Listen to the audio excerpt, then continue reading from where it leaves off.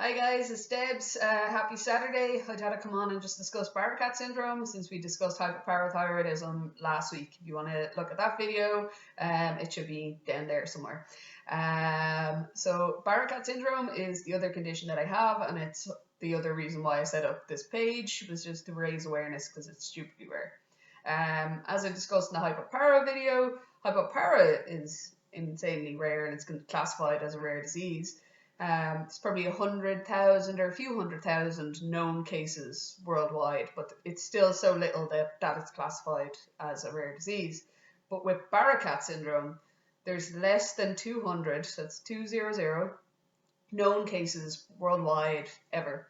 Now, when I'm thinking on this, I feel like it's an oversight. I feel like there just hasn't been enough genetic testing done and that cases are missed. Because I didn't get diagnosed with it till I was 30, and I only got diagnosed with it because of my hypoparathyroidism and because they were trying to figure out what kind of hypoparathyroidism I had, With Barakat syndrome, there's two names for it. So it's either Barakat's or HDR. And when you're looking up the literature, the research, it's a mix of both. So some of them will be discussing HDR syndrome, some of them will be discussing Barakat's. It's the same syndrome.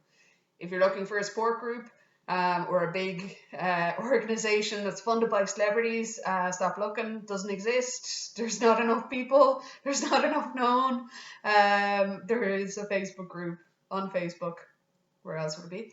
That has 62 followers, and while it's interesting to see what people's takes on it are, really it doesn't really make sense to go directly to a Barakat support group for Barakats because it's the other conditions that cause you the issues. So with HDR stands for hypoparathyroidism, deafness, and renal dysplasia, right? We've discussed hypoparathyroidism in great detail underneath. I'm not going to go into detail on it. It's low PTH, low or no PTH, low calcium. It's a shit disorder. But there's support groups that are starting to form, and there is information, and there's different places that you can go to get information on it if you want to. My recommendation is Parathyroid UK. I got so much from there, and like their Facebook groups are just brilliant because a lot of doctors don't know what's going on. So looking from a Barakat's perspective, I would probably spend more time in the hypopara patient forum world than anything else.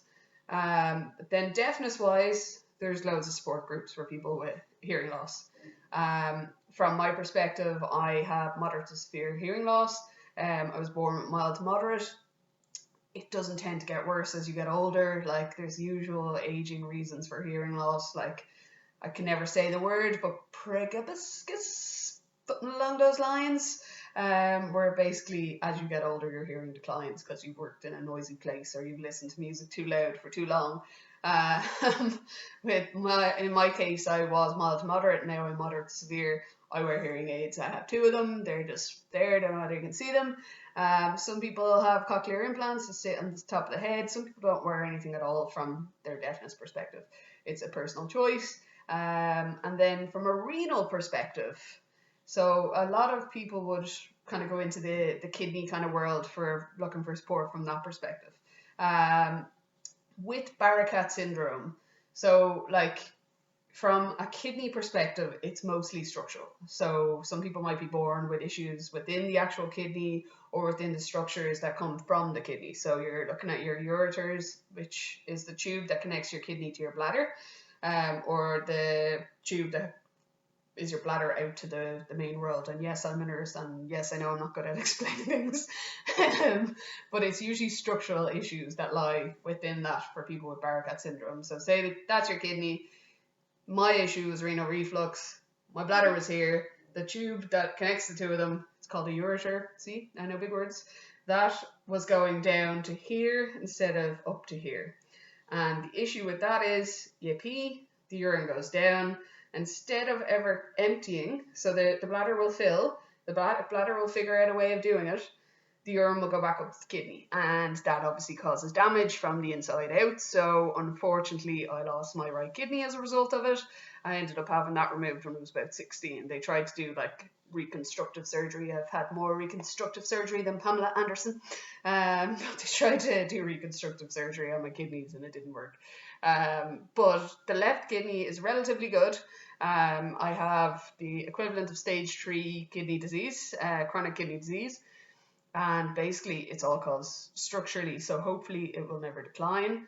But before I got my diagnosis of Barakat syndrome, I was always worried about when the kidney would give out, because we had no logical reason for why it was the way it was, and I kept getting kidney infections, and the GFR, which is like your kidney function, kept dropping, and there was always the concern of there's something here that's going to knock off and we're done. But since getting the Barakat's diagnosis, I know that it's a structural issue. My kidney should be fine, providing the level of infections die down and providing I keep my calcium levels normal. So the issue with people with Barakat's is your hyperparathyroidism, it's keeping that under control to keep your kidney happy. Once your kidney is happy, you can live a long, happy, perfect life. You're grand.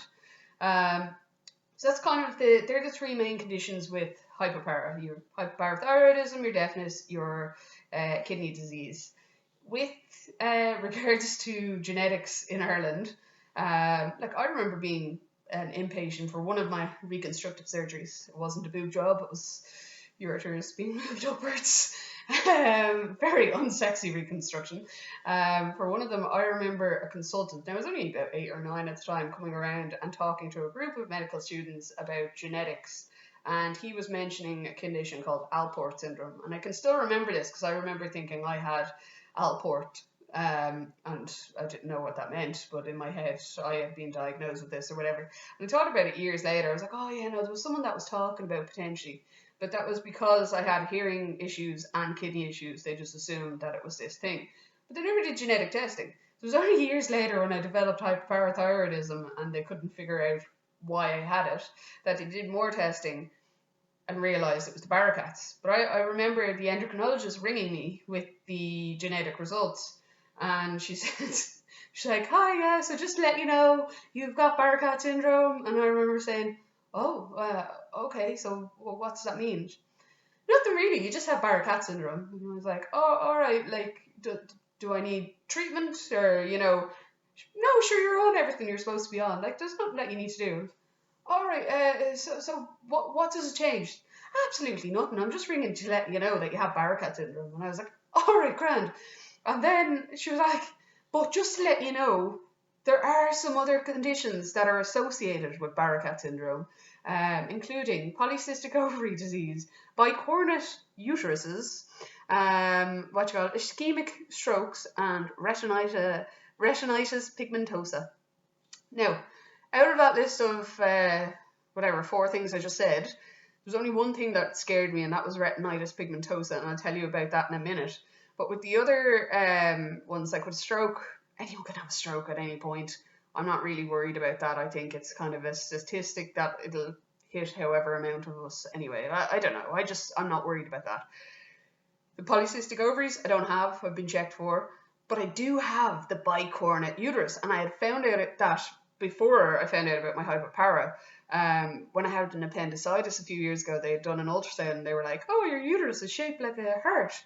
Now, it doesn't cause me any issues, but it's just mad that that's actually related to the Barakats, and that I only found out years later that it was related to the Barakats.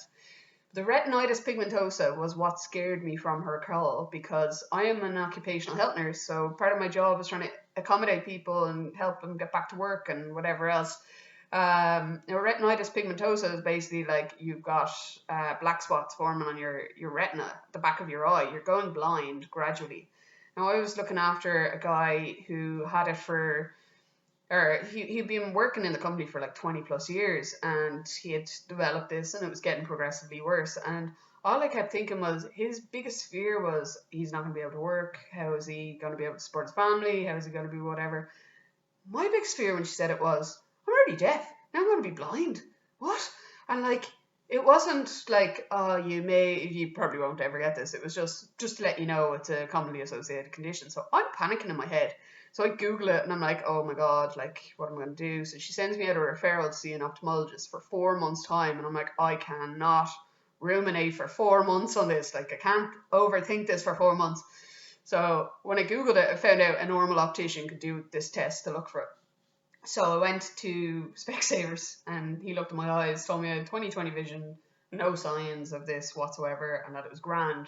But I think the important thing that I learned from this is don't overthink, don't Google, just go with what you have.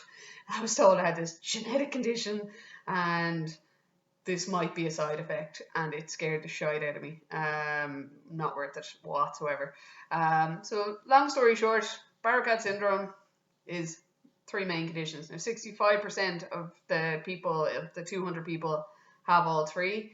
The other 35 have a variation of 2 of them. And then they might also have the likes of retinitis pigmentosa or polycystic ovaries or whatever else. With Barakats, there's no syndrome, or there's no not syndrome. It is a syndrome. There's no foundation for it. Sorry, I'm having a very low calcium day, hence the lack of words.